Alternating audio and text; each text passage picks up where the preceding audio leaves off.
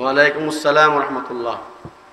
মাইকে মোবাইলটা ধরে আমি জনগণকে বলি। জি ধরা হইছে বলেন। আসসালামু আলাইকুম ওয়া রাহমাতুল্লাহি ওয়া বারাকাতুহু। ওয়া আলাইকুম আসসালাম ওয়া রাহমাতুল্লাহি ওয়া বারাকাতুহু। প্রিয় ভাইরা বাবারা আমার মা ও বোনেরা আমার, আমি ইনশাআল্লাহ বিশ্বরূপ চলে আসতেছি। যারা বলতেছে উপরে আসবে না এটা ভুয়া কথা, আমি আসতেছি। রাস্তাঘাটের অবস্থা আপনারা জানেন, বর্তমানে সিলেটের রাস্তার অবস্থাটা কি আপনারা ব্রহ্মবাসী ভালো করে জানেন। অতএব কারোর কথা না শুনে আমাদের আবুল আকবর আনসারী সাহেব বয়ান করতেছে, উনি বয়ান করতে করতে আমরা চলে আসবো ইনশাআল্লাহ। ইনশাআল্লাহ জি হুজুর ইনশাআল্লাহ। আল্লাহ হুজুরের নেক হায়াত দান করুক, আমিন বলেন। শরীয়তপুরের শাহ হুজুর সারা বিশ্বের মধ্যে পরিচিত, ঠিক না বেঠিক? এই সমস্ত হক্কান উলামা একরামকে আল্লাহ পাক নেক হায়াত দান করুক। মাথা উঠাও, চলো আমার সাথে মদিনায় চলো। হযরত সালাবাতুল আনসারী বলল, ভাই সাঈদ আমি যাব না, আমি মদিনায় যাব না। যদি আমাকে তুমি বাড়িতে নিতে চাও, আমার দুটা হাত গলার সঙ্গে বেঁধে, ও মানে তো গোলামের নাই, টেনে টেনে এসে নিয়ে যাও। আর নয় আল্লাহর কসম করে বলি, আমি আমার চেহারা মদিনার লোককে দেখাবো না। সুবহানাল্লাহ কন্যা। রাস্তায় আসার পরে হযরত সালাবাতুল আনসারী রাদিয়াল্লাহু আনহু বলে, সাঈদ রে, আমার মতো নাফরমান এই পৃথিবীর জমিনে নাই। আমাকে বাড়িতে নেওয়ার আগে নবীর সাহাবী উমর ফারুক রাদিয়াল্লাহু আনহু দরবারে আমাকে নিয়ে চলো। আমি উমর ফারুককে জিজ্ঞাসা করব, আমার মতো নাফরমানকে আল্লাহ ক্ষমা দিবনি? উমর রাদিয়াল্লাহু আনহু দরবারে যেতে এবার ডেকে ডেকে বলল, উমর আমি অন্যায় করেছি, গুনাহ করেছি, আমার তওবার কোনো ব্যবস্থা আসেনি। উমর রাদিয়াল্লাহু আনহু ঘটনা শুনে তিনি তাকে ঘর থেকে বের করে দিলেন, বলে তুমি আমার ঘর থেকে বের হয়ে যাও, তোমাকে মাপ দিব কিনা এটা আল্লাহর ব্যাপার, আমি বলতে পারি না। তাকে বের করে দিছে। রাস্তায় আসার পরে এবার ডেকে ডেকে বলল, সাঈদ রে, উমর আমাকে বিদায় করলে কি হয়েছে? আমি আল্লাহর রহমত থেকে নিরাশ না, আমাকে নিয়ে চলো আবু বকর সিদ্দিক রাদিয়াল্লাহু আনহুর দরবারে। আমি আবু বকর সিদ্দিক রাদিয়াল্লাহু আনহুকে জিজ্ঞাসা করব, আমার মতন নাফরমানকে আল্লাহ মাফ দিবনি? আমার মতন নাফরমানকে আল্লাহ ক্ষমা দিবনি? আবু বকর সিদ্দিক রাদিয়াল্লাহু আনহুর দরবারে আবু বকর সিদ্দিক রাদিয়াল্লাহু আনহু ঘটনা শুনে বলল, ও সাহাবা, তোমাকে মাফ দিব কিনা এটা আল্লাহর ব্যাপার, আমি বলতে পারি না।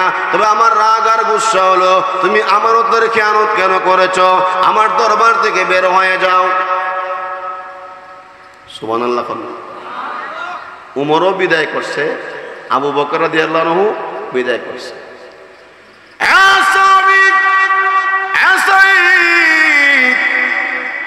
আবু বকর বিদায় করেছে, উমর বিদায় করেছে, আমি আল্লাহর রহমত থেকে নিরাশ না। সাঈদ রে, আমাকে নিয়ে চলো দয়ার নবী, মায়ার নবী, বিশ্ব নবী, উম্মতের কান্ডারি নবী মুহাম্মদুর রাসূলুল্লাহ সাল্লাল্লাহু আলাইহি সাল্লামের দরবারে। আমার মনে হয় সকল বিদায় করলেও মায়ার নবী তার ইতিম গুনাহগার উম্মতকে বিদায় করতে পারে না। এতক্ষণ মনে করেছিলাম সাহাবীদের মাধ্যমে সমস্যার সমাধান হবে, আল্লাহর নবী শুনলে আমি লজ্জিত হব, আমি শরম পাবো। এবার দেখি সাহাবীদের মাধ্যমে সমস্যার সমাধান হবে না, বাধ্য হইয়া আল্লাহর নবীর দরবার আমাকে নিয়ে চলো। আল্লাহর নবীর কাছে যখন সালাবাতুল আনসারী গেল, আর ডেকে ডেকে বলল, আল্লাহর নবী গো, ওগো বিশ্ব নবী, ওগো রহমাতুল লিল আলামিন, আমি গুনাহ করেছি, আপনি আমাকে মাফ করে দেন, আপনি আমাকে মাফের ব্যবস্থা করে দেন। আমার মতন গুনাহগারের আল্লাহ মাফ দিবনি। সুবহানাল্লাহ। ভাই আমরা পিছনে কথা না বলি, কথা কোন ঠিক কিনা? আল্লাহ নবী ঘটনা শুনে বলতেছেন তোমারে মাফ দিব কিনা এটা আল্লাহর ব্যাপার, তবে আমার রাগ আর গুসা হইল তুমি কেন আমানতের খেয়ানত করছো। সুবহানাল্লাহ কন্যা নবীও বিদায় করছে। এমনি আল্লাহ রাব্বুল আলামিন কোরআন শরীফের আয়াত ফাড়াইছে নবীদের কাছে। সুবহানাল্লাহ কন্যা। হ্যাঁ জিবরাইল আমার নবীর কাছে যাও, নবীকে গিয়া বলো জিবরাইল আমার নবীকে বলো এই মাখলুক গুলা কে বানাইছে। আর জোরে এখন এই মাখলুক গুলা কে বানাইছে, আমার আপনারে কে বানাইছে, এই 7 আসমান 7 জমিন কে বানাইছে। আল্লাহর রাসূল বলেন ভাই জিবরাইল মাখলুকের মালিক তো আল্লাহ, এই মাখলুক গুলাকে আল্লাহ বানাইছে। মাখলুককে যদি আল্লাহ বানায় থাকে, আল্লাহ যদি খালেক হয়ে থাকে, আপনি সালাবারে কেন বিদায় করেছেন? আল্লাহর নবী গো আপনি তো জানেন না সালাবাতুল আনসারী তার গুনার জন্য এমন ভাবে উত্তপ্ত হইয়া কান্নাকাটি করেছে, আল্লাহ রাব্বুল আলামিন তাও তওবার উপরে সন্তুষ্ট হইয়া খুশি হইয়া জিবরাইল মারফত আল্লাহ পাক আয়াত নাযিল করেছে। والذين إذا فعلوا فاحشة أو ظلموا أنفسهم ذكروا الله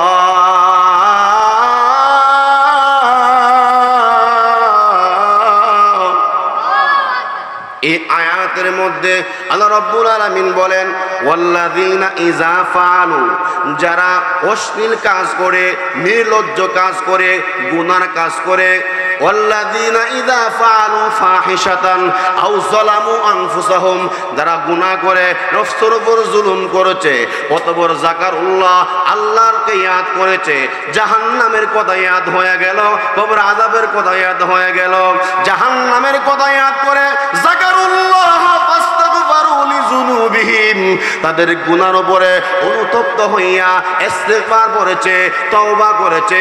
আল্লাহ রাব্বুল আলামিন বলেন ওয়া ইয়াগফিরুয যুনুবা ইল্লাল্লাহ পৃথিবীর মানুষের রে আমার বান্দা বান্দি যদি গুনাহ করিয়া খাঁটি দিলে তওবা করে আমি আল্লাহ তারে কেমন ভাবে মাফ করে। ও সুহিলপুর হিলফুল বুঝের যুবক ভাইয়েরা, ও আমার মা বোনেরা, ও মুরব্বী বাবারা, গভীর মনোযোগ দিয়ে কথাগুলা শুনেন। আল্লাহর দয়া কম না বেশি? আরো জোরে এখন, আরো জোরে এখন। সাবাকাত রাহমাতি আলা গাযবি আল্লাহর দয়া বেশি, গজব কম। সুবহানাল্লাহ। আল্লাহর দয়া এত বেশি, মায়া এত বেশি যে আল্লাহর দয়া মায়ায় আল্লাহরে ঘুমাইতে দেয় না। আতো সুবহানাল্লাহ জোরে হয়। হযরত মুসা আলাইহিস সালাতু ওয়াস সালাম বলে আল্লাহ আপনি ঘুমান না কেন, আপনি কেন ঘুমান না? মুসা আলাইহিস সালাতু ওয়াস সালামকে আল্লাহ তাআলা বলেন ও মুসা তুমি প্রশ্ন জবাব পেয়ে যাবে, একটা গ্লাসের মধ্যে পানি লো, এই পানি লইয়া সারাদিন রাত দাঁড়ায় থাকবা, ঘুমাইতে পারবা না। সুবহানাল্লাহ কর।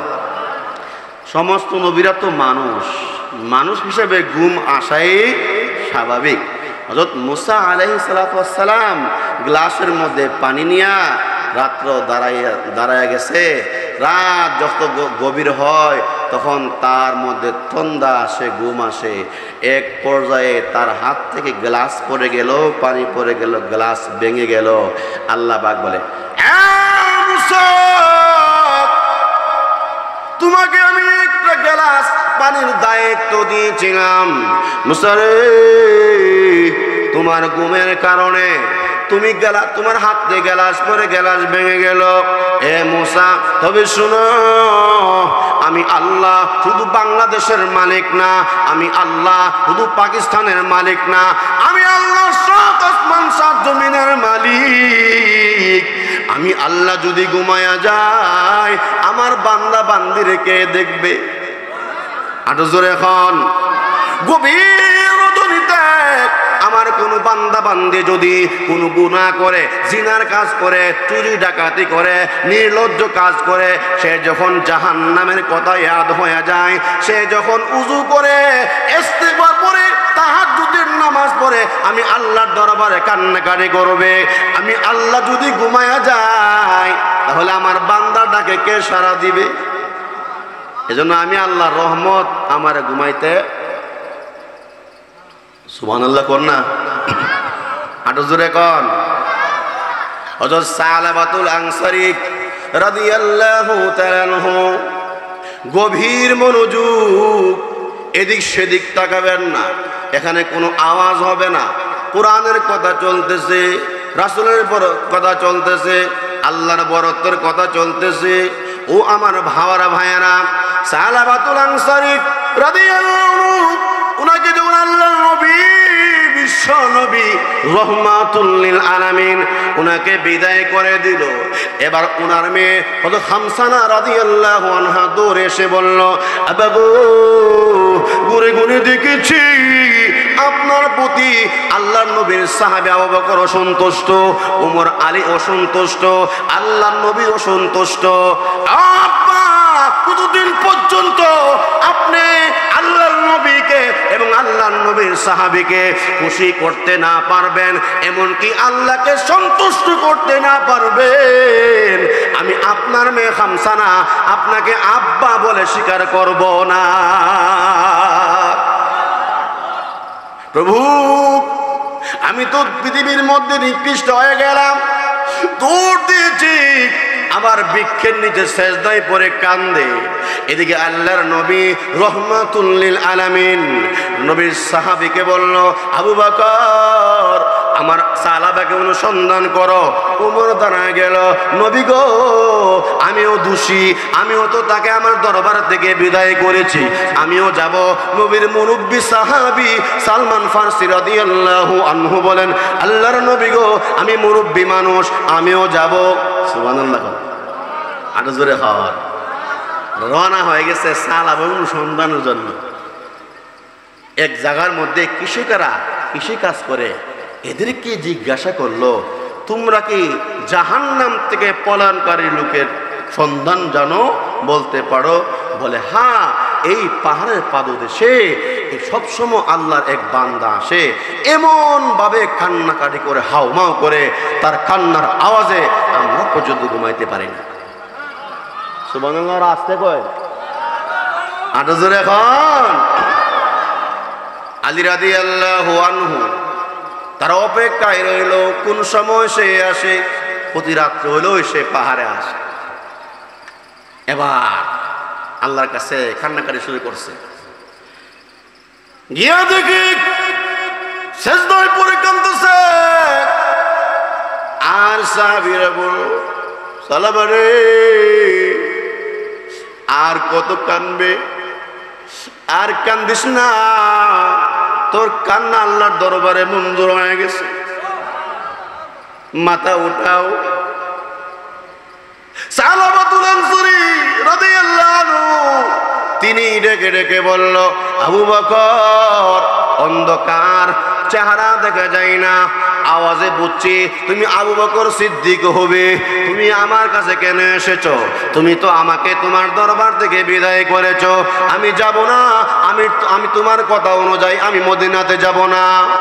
ওমর রাদিয়াল্লাহু আনহু বলেন, ভাই সালাবা, আর কান্দিস না, মাথা উঠাও, আল্লাহ তোমাকে মাফ করে দিয়েছে।